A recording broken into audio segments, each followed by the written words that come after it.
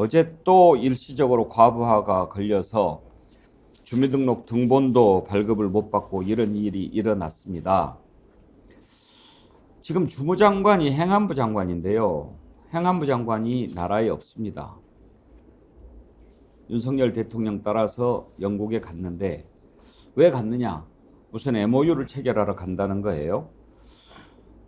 그것이 그렇게 중요한가요? 행안부에서는 출장 취소도 검토했는데 영국 정부 초청이라 어쩔 수 없었다라고 하는데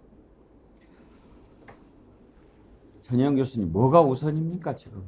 그렇습니다. 국민들은 고통을 받고 있는데 대통령과 장관이 지금 해외 가서 저러고 있으니까 해외 순방마저도 비판을 받고 있는 건데요. 영화 중에 덤앤더머라는 영화가 있었습니다.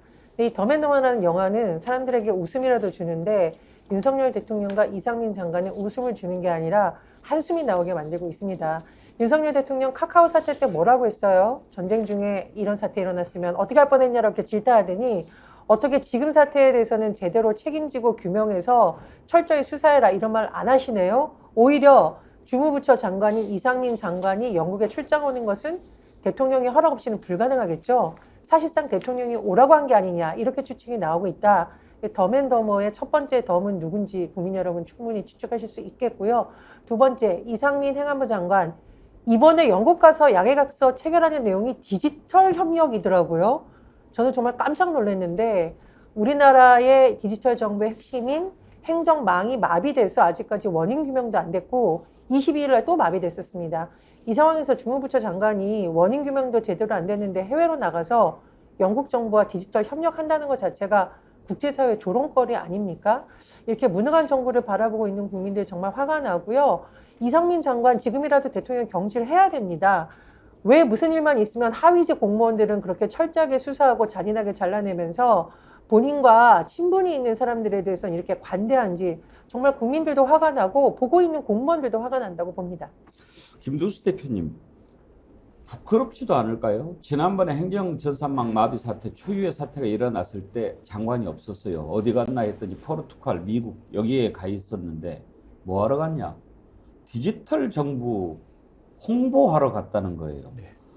세상에 그런 상황에 이런 일이 일어났으니 들어와서 참 석고돼지하고 이거 완전히 정상 만들어도 그 책임은 또 따로 물을 판인데 아직 원인도 파악을 안 됐는데 또 나가요? 예, 그렇습니다. 그러니까 장관 중에서 뭐 어떤 의미에서 가장 불쌍한 장관이 행안부 장관이다 뭐 이런 이야기했어요. 왜냐하면 대통령이 외유 나갈 때 한 번도 나가지 못하는 대상이거든요. 거의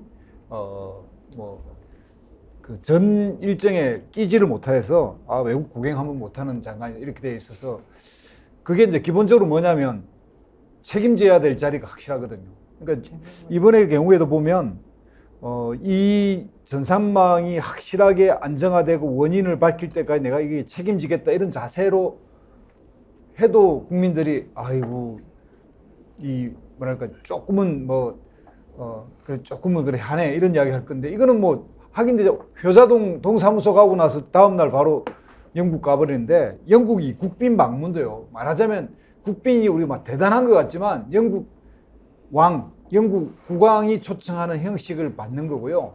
실제 내용도 지금 윤석열 대통령이 왜 갔는지 잘 모르겠어요. 그러니까 화려한 외국 여행을 위해서 한번 가보는 그런 느낌밖에 안 들고 이게 디지털 양해각서라는 것도 그냥 아마 이상민 장관을 초청해 준 그 알리바이를 만들려고 한 거 아닐까 이런 의심까지 들고요.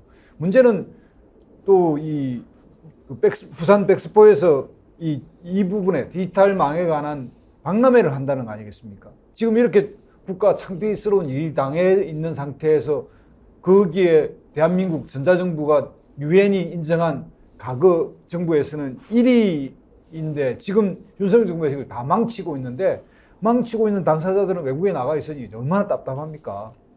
행안부가 옛날로 따지면 총무처 아닙니까? 총무처와 결합되어 있습니다. 예, 그러니까 총무처라고 내무부, 총무처 이게 다 결합되어 있습니다. 다 합쳐진 거잖아요. 총무처라고 하는 거는 그야말로 안 걸리는 부서가 안 걸리는 데가 없는 거죠. 그만큼 일이 많고 대체로 보면은요.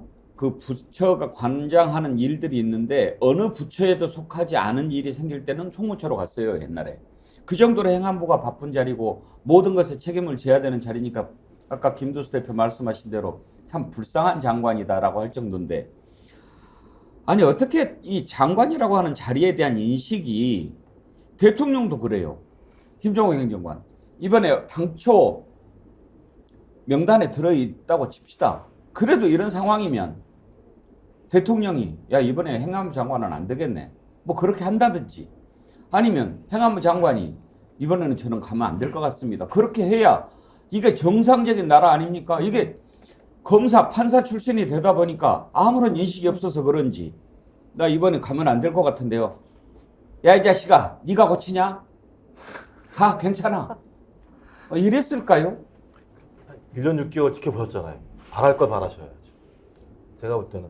그러니까 대통령이나 행안부 장관이나 국민의 분노 이런 거에는 전혀 이제 아랑곳하지 않는 거죠. 그러니까 자신들이 하는 건 그냥 국민들이 그냥 이해해라 뭐 이런 식이라는 생각이 들고요. 말씀하신 것처럼 이게 무슨 뭐 제가 볼 때 본계약도 문제가 있습니다만 MOU 뭐냐 의향서잖아요. 의향서 체결하러 가는 건데 굳이 거기까지 날아가가지고 제가 무슨 일이 있었냐면 금요일 날 제가 아는 지인이 이직을 하려고 하는데 거기에 대한 서류가 띄어지지 않는다고 해가지고 발을 동동 구르는 사태가 바로 벌어졌는데 그 사람 한 사람만 아니었을 거 아닙니까? 그러니까 자기 인생이 걸린 문제예요. 그냥 이런 서류 하나하나 같은 경우는. 저 같은 경우도 서류 하나가 제대로 안 띄어져가지고 발 동동 구른 적이 한두 번이 아니거든요. 과거에도. 근데 이런 문제가 발생을 했고 월요일 날 이후에 이게 안정적인 시스템으로 갈지 안 될지도 모르는 상황인데도 불구하고 단지 그냥 MOU를 맺기 위해서 갔다? 제가 볼 때는 대통령이 술 좋아하시니까 술 친구를 부른 거 아닌가라는 느낌이 들 정도의 상황이에요. 그러니까 이 공과 사의 구분이 안 되는 문제가 발생하는 거라는 생각이 들어서 제가 볼 때 이제는 좀 바라지 말자. 그냥 냅두거나 갈아엎거나. 그러니까 이게 평론의 의미가 별로 없는 것 같아요. 아무리 평론을 해서 비판을 해봤자 전혀 말을 안 듣기 때문에 둘 중에 하나죠. 그냥 냅두거나 갈아엎거나. 그러니까 그래서 제가 볼 때 맨날 하는 얘기인데요. 드리블은 입으로 하는 게 아니다. 몸으로 하는 거지. 그래서 말해서 뭐 하겠습니까?